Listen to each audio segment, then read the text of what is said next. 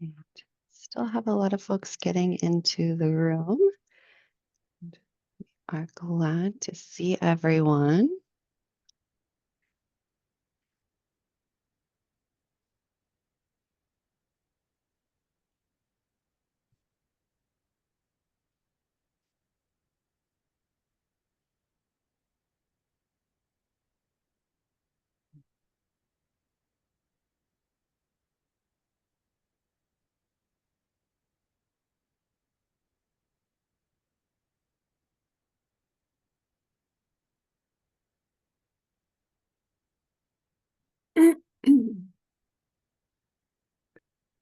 Right. We are going to get started here in just a few minutes. So just hang with us for a couple minutes while folks get in the room and audio gets connected. And we will get started here in just a couple minutes.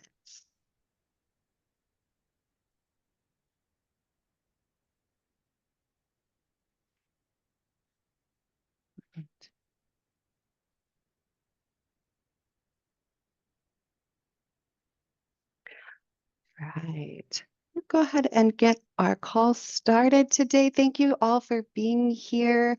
And do want to note, you probably got a pop-up that the meeting is recorded so that we can post it online for folks to see if they aren't able to be with us today in the room. And before we get into our content today, I want to introduce Rami Vargas, who is our Spanish translator today. And she's going to give some instructions for folks who might need that service. So, Rami, if you want to go ahead. Thank you, Carrie. Buenos días a todos. Estamos aquí para la reunión de todos los miembros y vamos a tener la interpretación en español.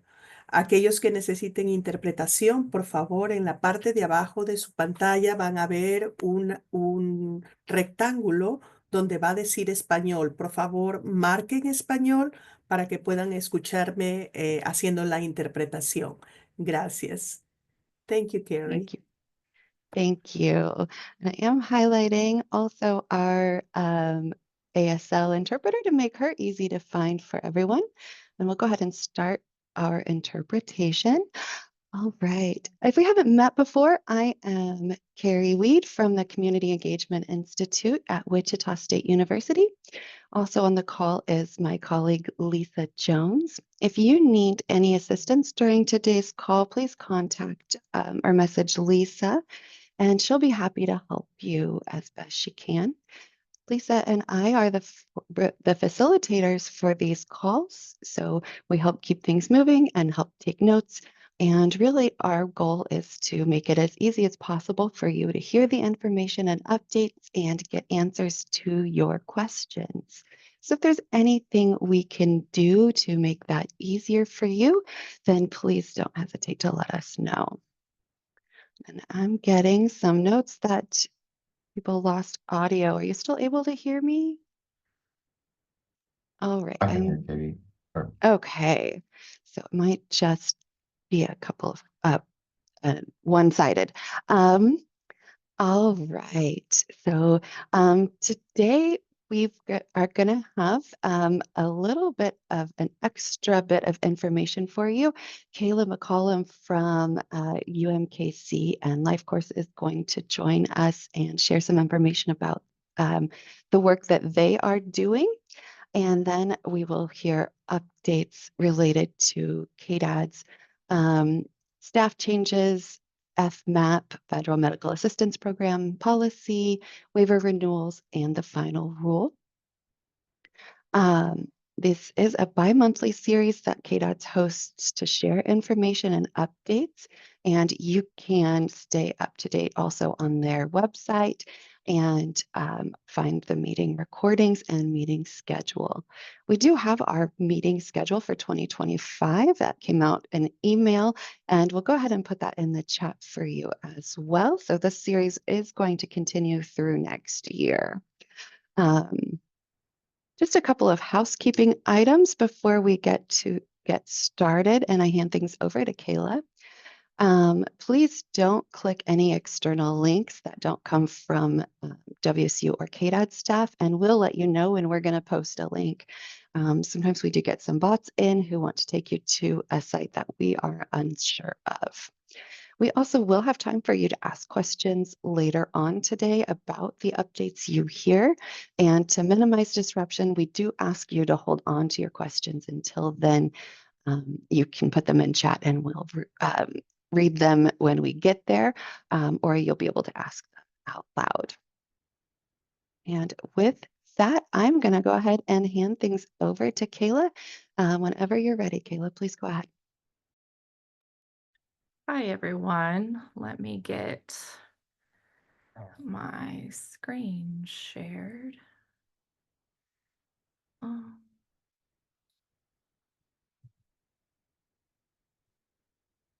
sorry, need to.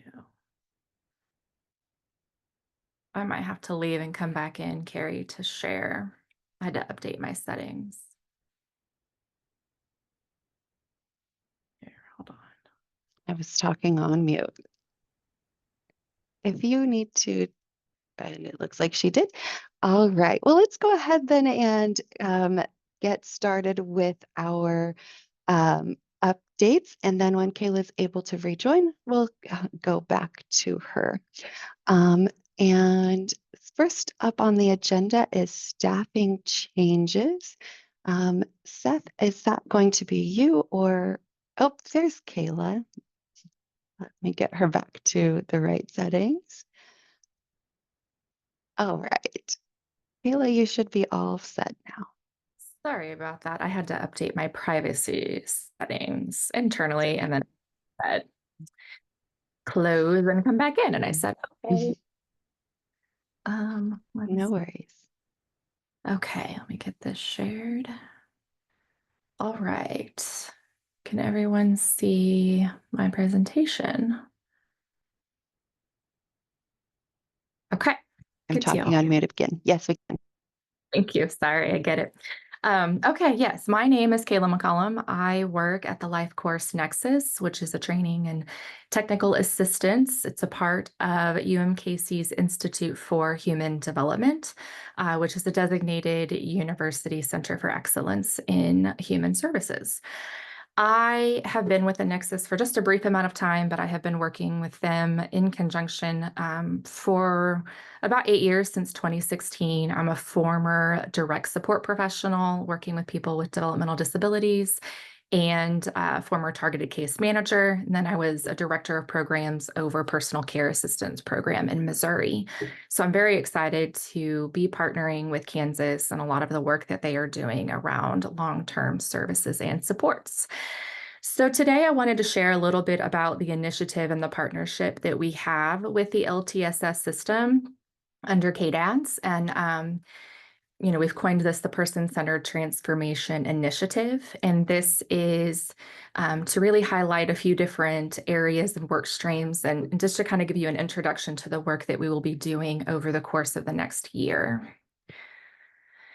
So our ultimate goal is to enhance person-centered thinking, planning, and practices at all levels. Our goal is to not show up and provide, another tool or another form. We've have a lot of that going on in the field, but we really want to shift the thinking and the practices around the ways that people plan and support individuals in the long-term services and support system. And we want to do that through a commitment to using the Charting the Life course framework. And I'll get into a little bit of those key components of that framework here in a minute. So Charting the Life course is an individualized approach. It's not intended to be a set of tools or activities that have to be done for every single person. It really needs to be individualized to the need. Targeted case managers, people who work as providers or in planning systems, you're very familiar with individualization and needing to support individuals where they're at and within their family contexts as well. And this is supporting those with a framework and activities and tools that you can use, but mostly a thinking and a lens for person-centeredness. My associate director, Shelley Reynolds, some of you may be familiar with her if you've done any work with a Charting Life course in the past, but she's been saying a lot of, when you walk into a 3D movie, you can see the movie on the screen, but if you put those glasses on, that really changes the viewpoint. And you live and you breathe and you feel that movie a little bit differently than if you're just watching the film. And so that's kind of what we're talking about. You're doing the work, you're watching the movie every day, but we're hoping to kind of give a little bit more of that anticipatory guidance and really encouraging folks to receive services to engage more.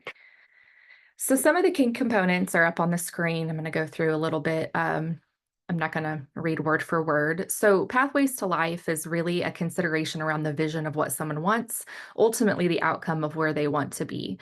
We support the concept of helping establish a vision for a good life and then working towards moving away things that people don't want. Life Aspects encourages a holistic approach, basically day-to-day living, health, safety, self-advocacy, social engagement. It's really inclusive of the whole person. So we're not only living in, say, safety and health, which is a lot of what happens in long-term services and supports for people. We really want to keep people safe and we really want to keep them healthy, but there's so many other components to people's lives. And we want to make sure that we're supporting that holistic and well-rounded approach. Life phases include the different life stages. You're serving individuals who come from infancy all the way to old age.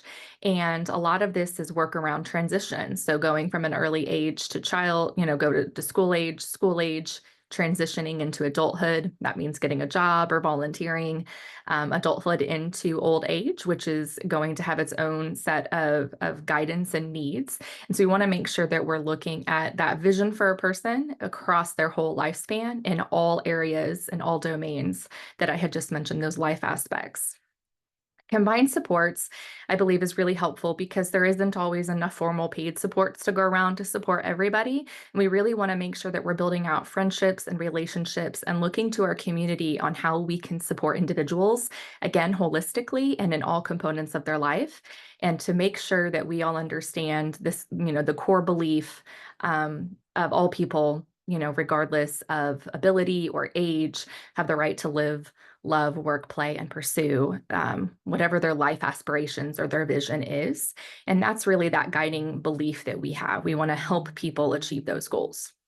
And then finally, we have obviously learning components. We have tools. We have a way that we support documentation. We have a website that has a lot of these tools and the framework listed there.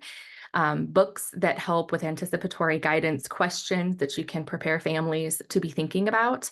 And it really is looking at that person in the context of their whole life. Who is their provider? Who are their family members that are supporting them? Sometimes we run into situations where you walk into a room to support someone. There's a lot more going on in that family. Maybe their parents are aging or they have a new sibling. And so you're looking at supporting that person outside of even just their paid formal supports.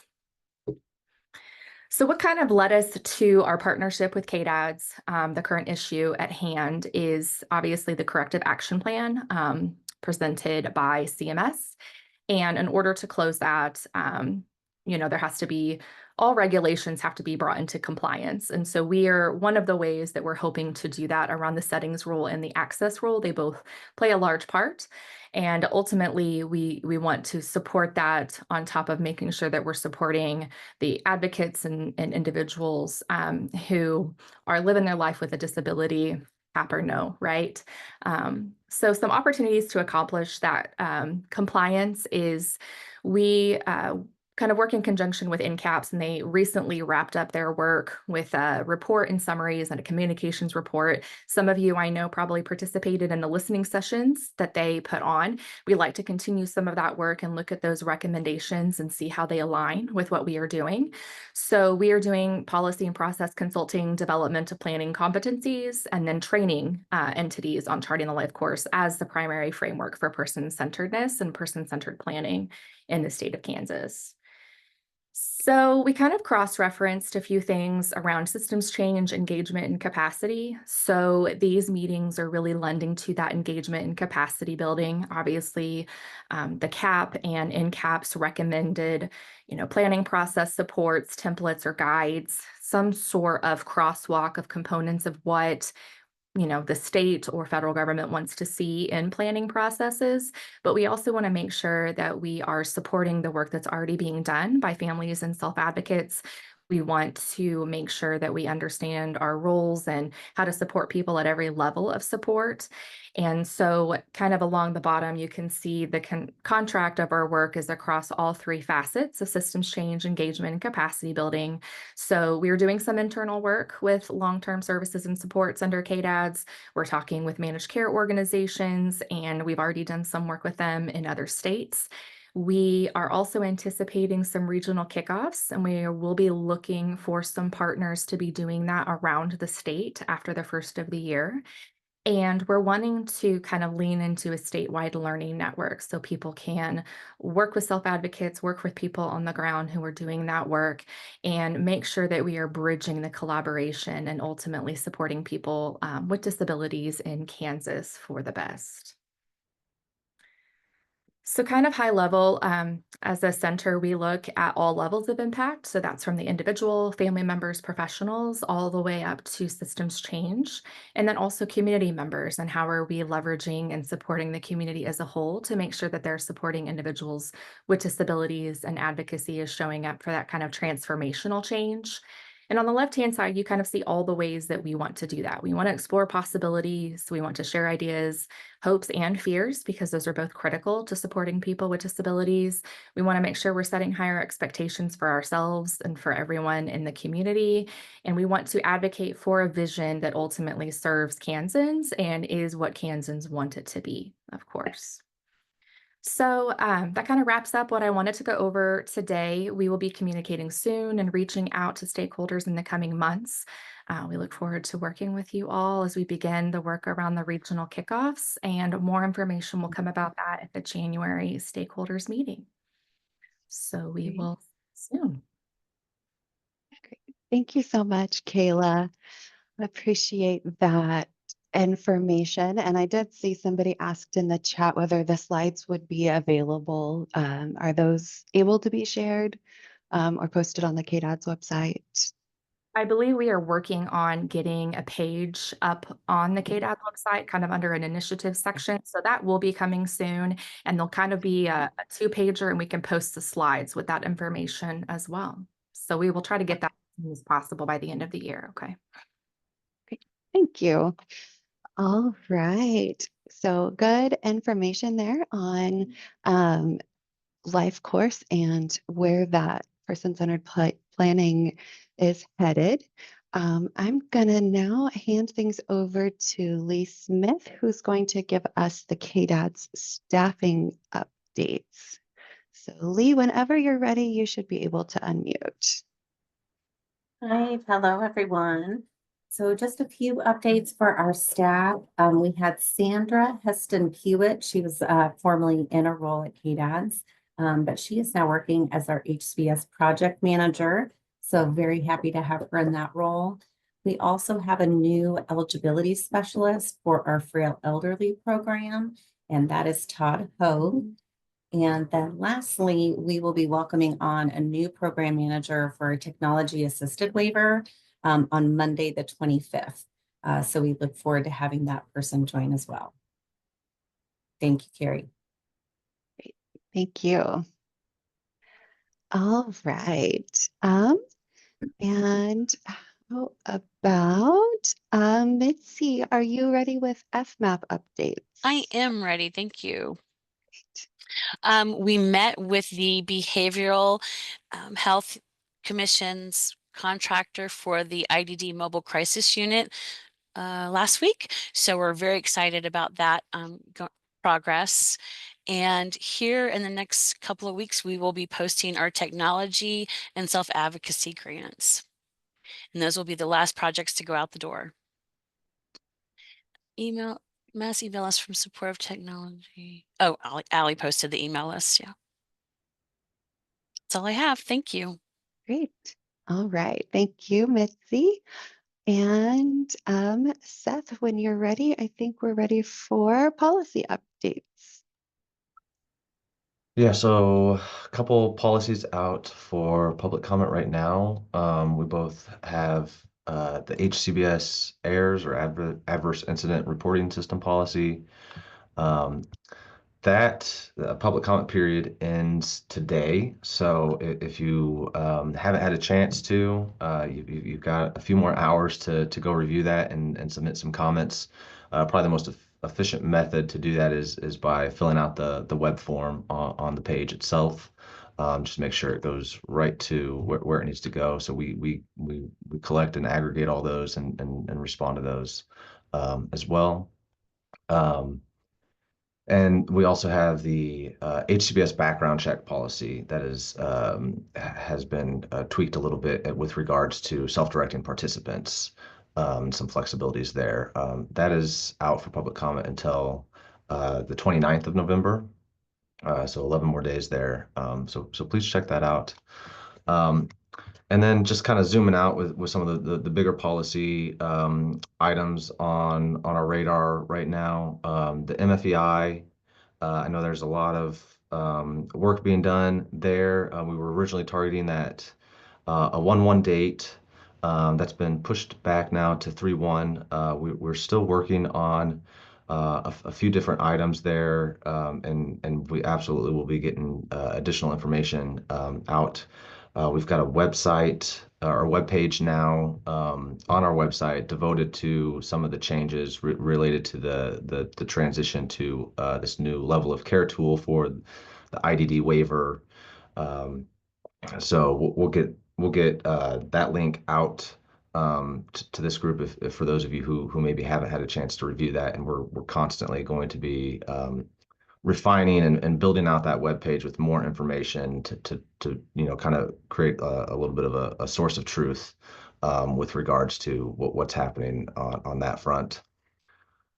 We're also targeting some unbundling of day services and day supports. We're looking at a mid-2025. I know several people have seen some stuff. We've done kind of an initial webinar.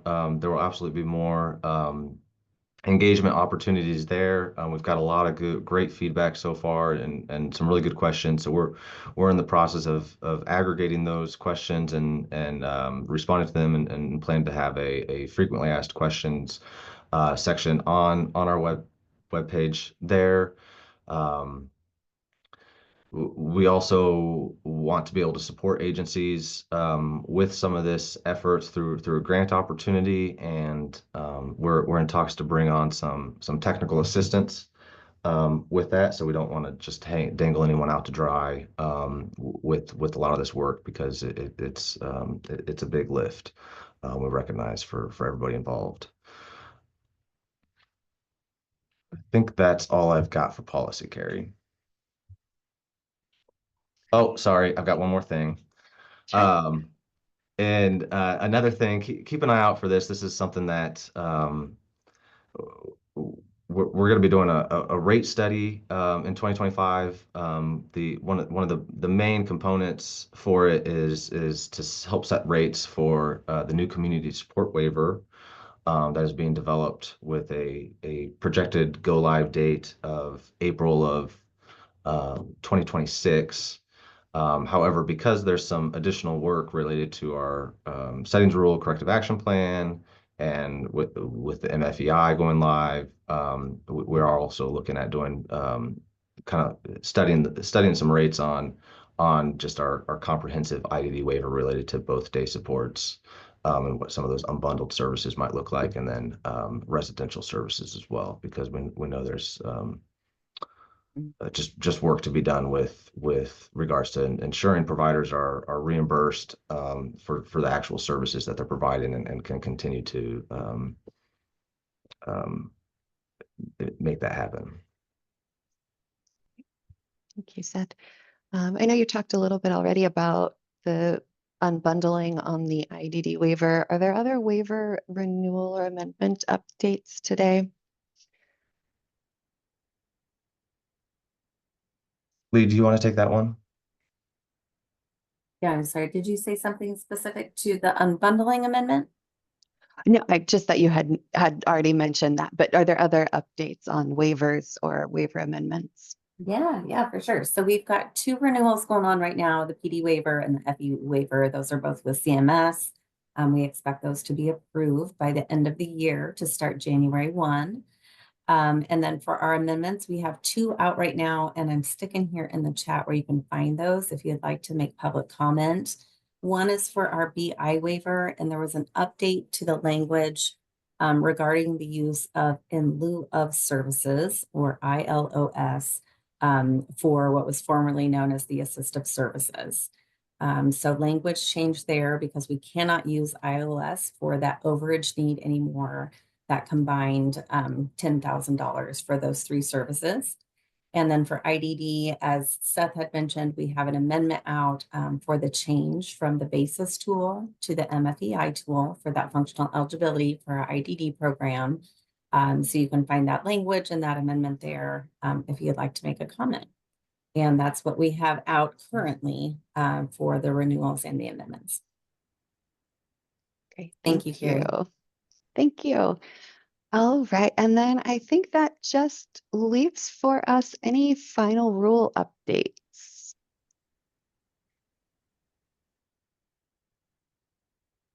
Yeah, so a couple different updates here. We're still working with CMS. We've got quarterly corrective action plan calls with them on a regular basis.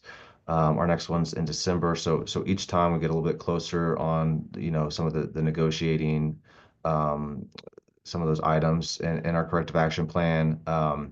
When we've finalized that, it'll go on our website. We've got the preliminary one that was done.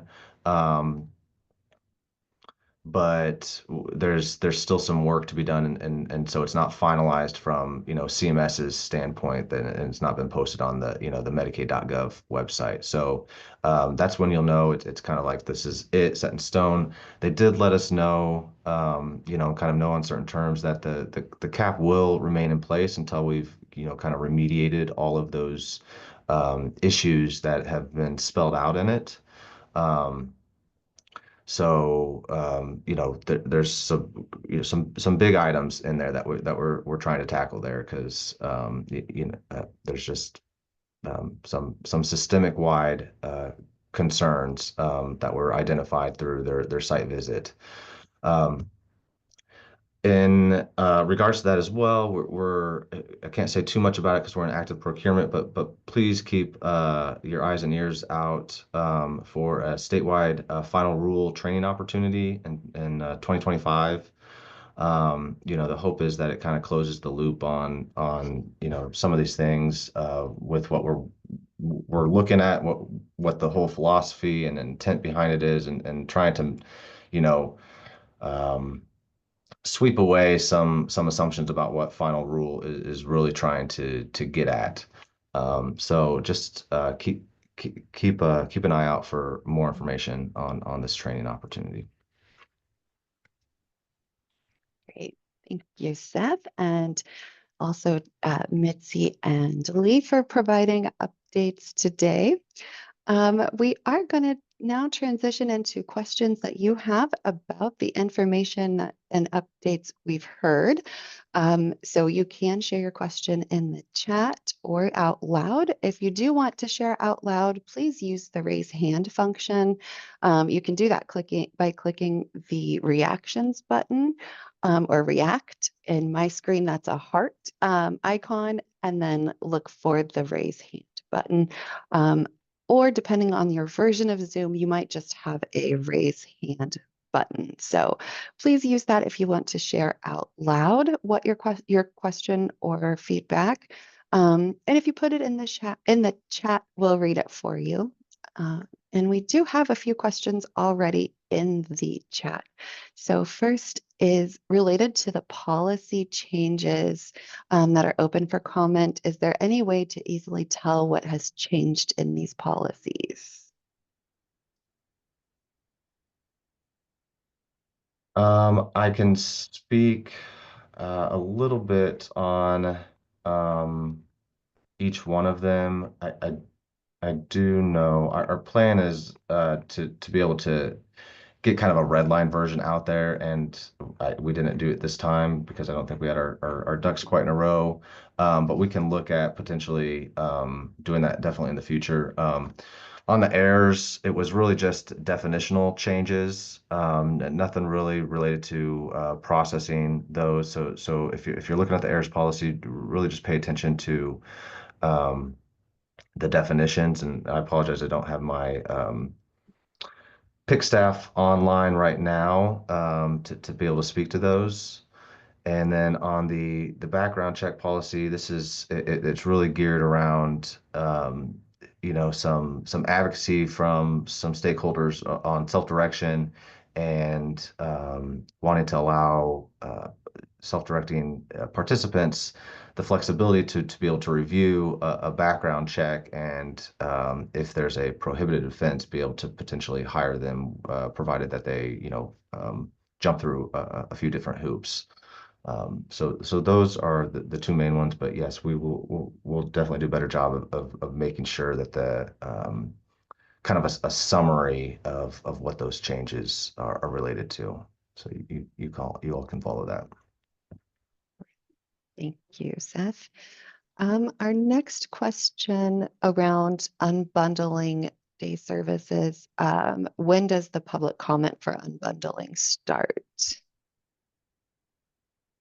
Formal public comment won't start until we actually submit a waiver amendment to CMS, and that is still a kind of an open question as to when that'll actually be out for public comment. We'll keep you all posted on that. However, in the meantime, we're going to continue some of those engagement opportunities, and so we're taking all of that feedback uh, internal and following up with those questions. And like I said, we're going to have a frequently asked question section on our webpage specific to the unbundling. And so just keep an eye out for that, because that's coming, I think, pretty soon, and will just continually be added to as we get more feedback from the public. Thank you.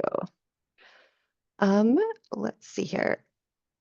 Also related to unbundling, when might we see the answers to the questions from the day services unbundling session on November 8th?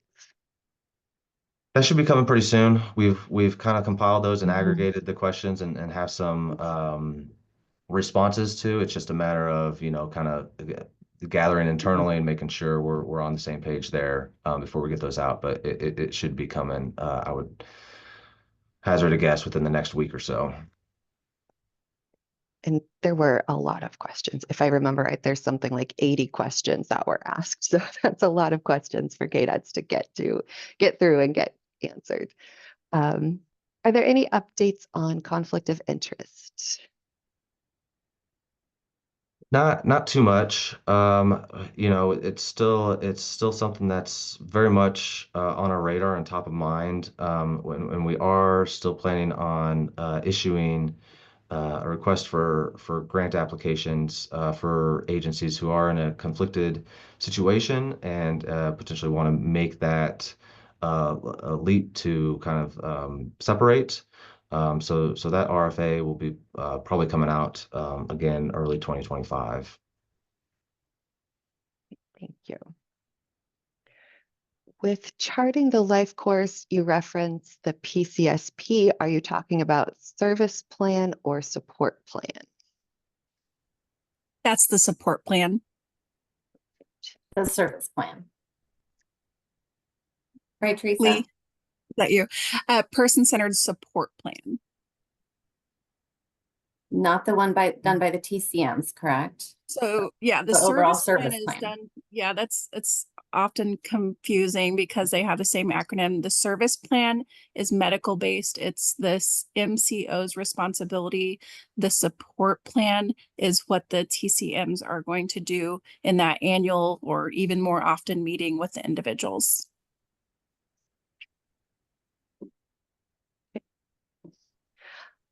All right. Also related to charting the life course, is there any concrete information about when charting the life course is supposed to start? Will it replace the person-centered support plan? Yeah, so I put a response in the chat if you're not able to see it. This is a tool or a vehicle rather to carry out the person-centered support plan, not a replacement. And right now we're in the discovery phase. So like Kayla said, we're looking for host sites to get people together to talk about. We're doing some listening sessions to see what the process is currently looking like and find out ways that we can revamp it. So more to come. And yeah, just you. to add on to that, exactly what Teresa said. Like, this is not something that just has a hard and fast date. We've already started to send out some emails to engage people who have the training, because that engagement piece, the work that you are already doing, someone put in the chat to reach out to them because they kind of have their own subgroup, which I think is fantastic. That's what we're trying to lean into more. And then, as Teresa mentioned, just over the course of the next year, through some of the work that KDADS is already doing, we want to work alongside. So there isn't supposed to be like a shift to a replacement. It's not intended to replace work that you're already familiar with. It's certainly a vehicle. It's certainly intended to enhance and put those lens on the support work that you're already doing, and seeing how we can tweak things to make them more person-centered, as opposed to just redoing the whole system. There's a lot of things at play right now, and so we want to see how we can support that and partner around that rather than replace, because I know that that's, you know, a lot of change going on right now. Thank you. And I want to add Yeah. on, when we talk about this person-centered support plan, it often goes by many different names, depending on waiver, provider, individual support plan. You might hear it like in the schools, it's, you know, the 504 and the IEP and things like that. So they're all based on building goals that the individual selects, that's best for them and their trajectory for their life. You. All right. Switching topics just a little bit. Is the corrective action plan issued by CMS available to the public on the KDAD's website or elsewhere? And I did see that that link was put in the chat. So it is available, and I'm going to go ahead and copy it so that I put it in the chat again so folks can see it in case they missed it in the thread. Will the rate study be conducted before or after the new floor rate will be implemented? So what we're looking at right now is the new floor rate we're talking about would really only pertain to new participants entering the waiver in 2025 through June, the end of June of 2026, which is, you know, intended to give us ample time to perform that rate study and kind of assess whether it's you know, appropriate for the services and the content that is provided within those service definitions. So, sort of a concurrent process, or, you know, a slow runway, if you will. But we're getting a lot more information out there on how those various initiatives will intersect and kind of dovetail and support one another. Thank you. Right. So related to the corrective action plan, I'm curious if compliance plans for other states are also public knowledge. Yeah, CMS has a page where they post other states' corrective action plans and remediation plans on there. I haven't checked it in a minute, but that is there. And from what I understand, they're all kind of in various different stages um, of finalization, if you will, just because the way that those site visits were happening were kind of like one state and at a time. So, and not all states are under a corrective action plan, but many are. Thank you. Earlier this year, KDHE issued new HHA regulations impacting HCBS waiver cases, compliance with these new requirements is very costly. Will KDADS be increasing HCBS service rates to cover these costs for their consumers? It is the phenomenon of providers being caught between the right hand and the left hand. Yeah, we're still kind of assessing that and trying to work closely with KDHE on this component here. Just maybe a point of clarification is, KDADs can't unilaterally raise rates. That is kind of a legislative function. If I obviously encourage advocacy around this effort, but it is something that is on our radar with KDHE, taking a look at some of these home health regs. And I know there's some statute homework that they've been undertaking as well. So I don't have much more to say beyond that at this point in time, but it is very much on our radar. Thank you. Back to person-centered planning. So no new PCSP format will be unveiled until after this next year. So from where we're currently at in the discovery phase and kind of leaning into the NCAPS recommendations, there is a recommendation that a guide or support be provided around a template or the one that's already in place or a readjustment of it. There is no set timeline for when that may occur for Kansas, but it is something that we've been leaning in and looking at with them. And also, is the recommendation going to be a template or format, as you say, or a guide around kind of a general one? Because I know that a lot of CDDOs do things a little bit differently. A lot of the TCMs do things differently. So we're kind of in that discovery phase around what is the best step. For us at the Nexus, we see pros and cons for both. Some states have really ran with a very specific chart in the life course template. And for some of those templates, they've gotten very long and very tedious. And so we're not always necessarily in support of that. So I think it's maybe a balance of both, but we are still looking at that. And part of that engagement piece, I think over the next year, will be including some of your voices and what that could look like, and ultimately what the end result will be. Thank you. Is there any update on which option will be selected for conflict of interest TCM? If not yet, any idea when that will be communicated? So we've kind of put some policy roadmaps out there for people to react to. Right now, because we are under this final rule, settings rule cap, we're covered with essentially covered with our existing waivers. However, the challenge becomes, when we're looking at unveiling a brand new community support waiver, CMS has made it clear that any new waiver application will not be covered under this settings rule cap and will have to fully comply with all the provisions in the settings rule.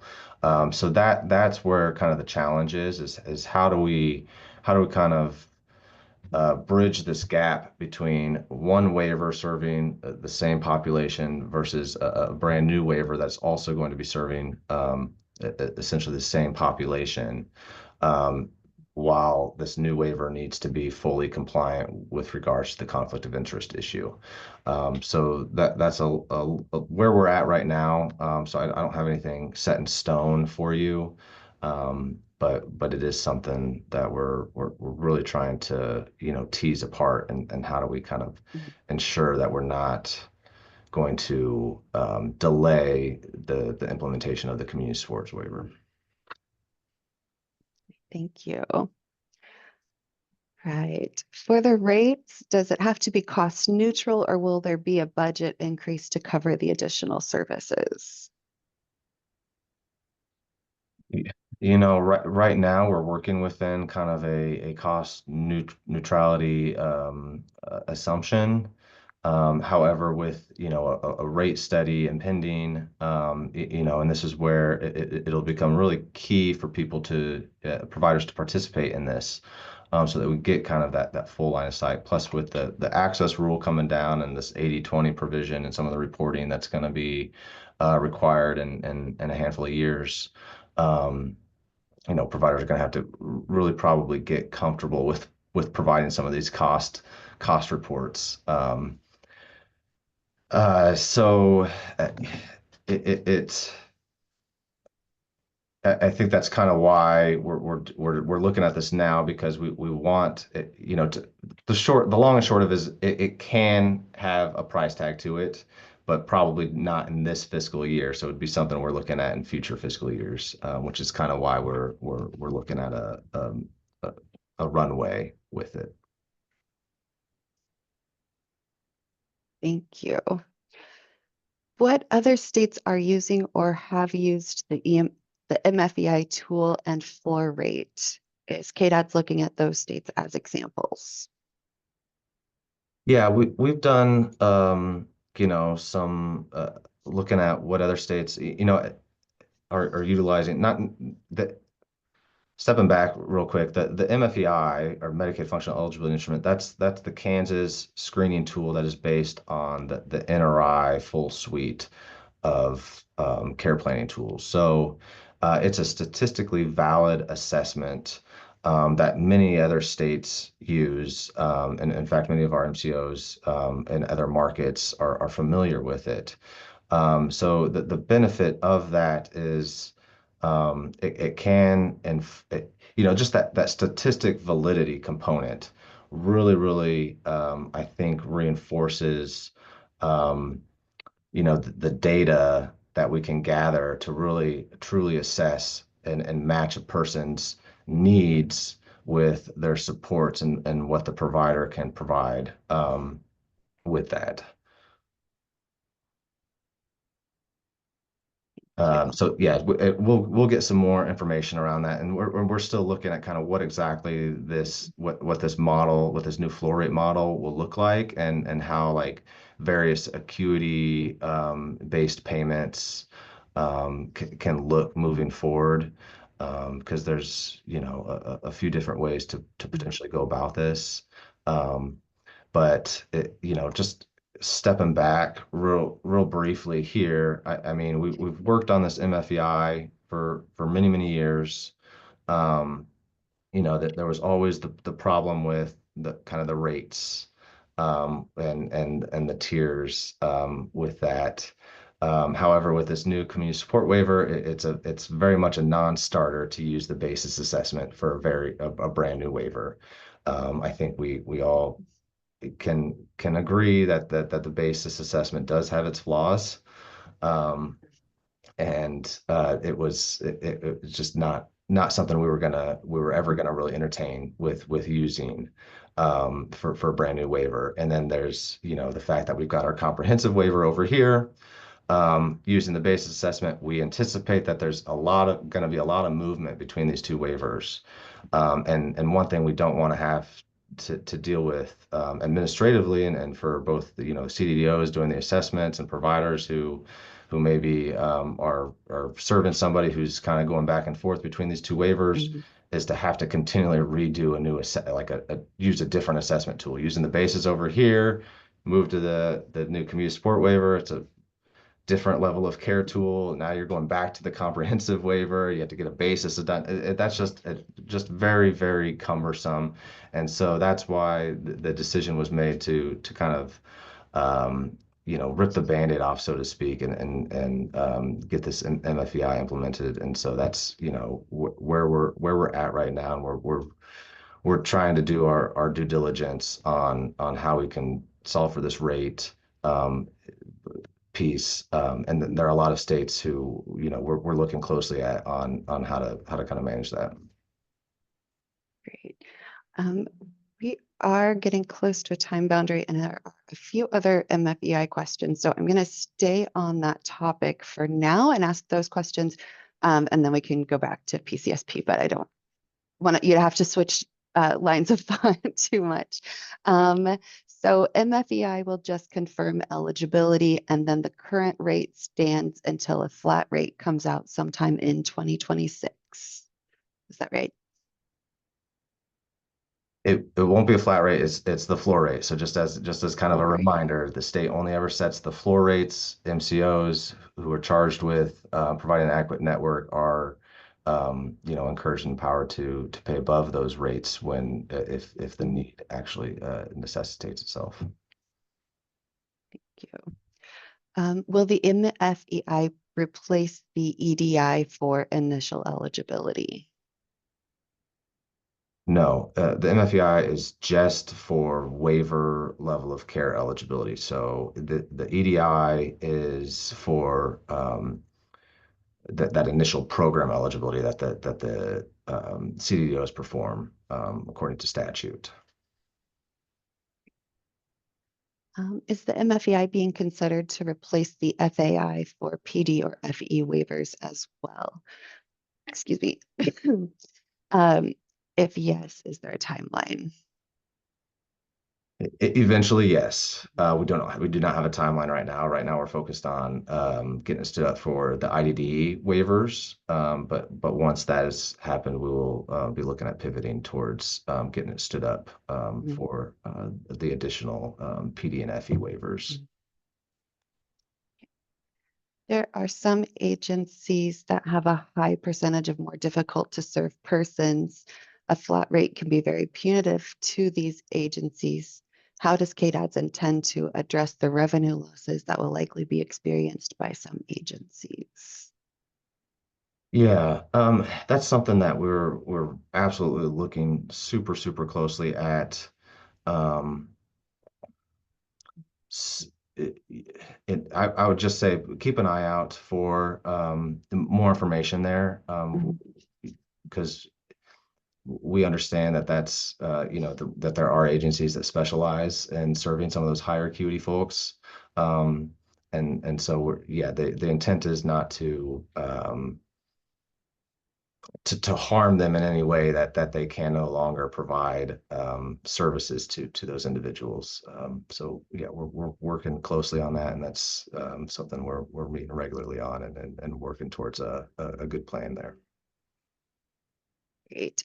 And it is almost the end of our time together. So I know there are a couple, we've got a few more questions, but just so folks know, I'm not sure if we'll be able to get more questions than what we've got in the pipeline right now.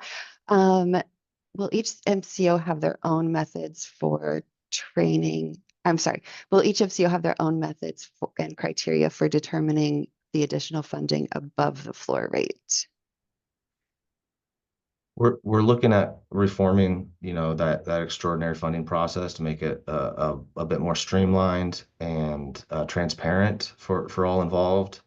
So I don't know that they're going to have necessarily different methods, but the goal is that it would be fairly standardized between the three.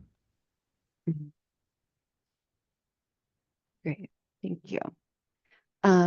Based on what is shared for the floor rate, the equivalent reimbursement would be about a 2.5 tier reimbursement. If it is cost neutral, how will the MCO be able to afford a higher acuity payment if about 50% of the population is a tier 1 or 2 now?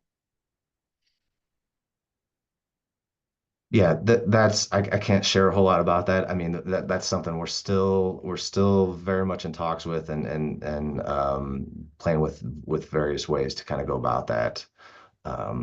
So we're going to have more information here hopefully before the end of the year on kind of what that process might look like. Great. Let's see here. Will KDADS provide any training on current PCSP processes while working on the charting the life course process?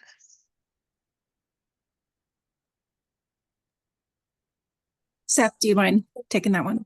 I think I addressed that there in the chat, but I Okay. can speak to that as well. So the person-centered service plan is developed by the individual, their requested supports, and the MCO. So we continue to partner and provide training with the MCOs on ensuring that planning remains person-centered, even prior to a new tool being implemented. Thank you. All right. I believe that is all of our questions in the chat. Thank you all. I do see, Zoe, you have your hand up. You will be our final question of the day. So you should be able to unmute now to ask your question. Hi, I was just going to say that I think that that person was talking about the support plan, not the service plan, because the service plan isn't going to be implementing the charting the life course stuff. I'm guessing they were talking about the support plan that the TCM writes. Yeah, I can speak to that a little bit. So you are correct. The person-centered support plan, that's limited to the IDD population and what's developed with their TCM. The charting the life course is going to affect all of our waivers. And so that will be the person-centered service plan, which each individual honor waivers have. So this person-centered initiative is not limited to the IDD waiver. It'll affect all our waivers across the board. Thank you so much. Thank you, everyone, for your time and attention today. We do appreciate you joining us. I am sharing in the chat again the link to the KDAD's webpage for these stakeholder meetings, as well as our 2025 schedule. Our next meeting is on a Tuesday due to the holiday on January 20th. So we will see you at noon on January 21st.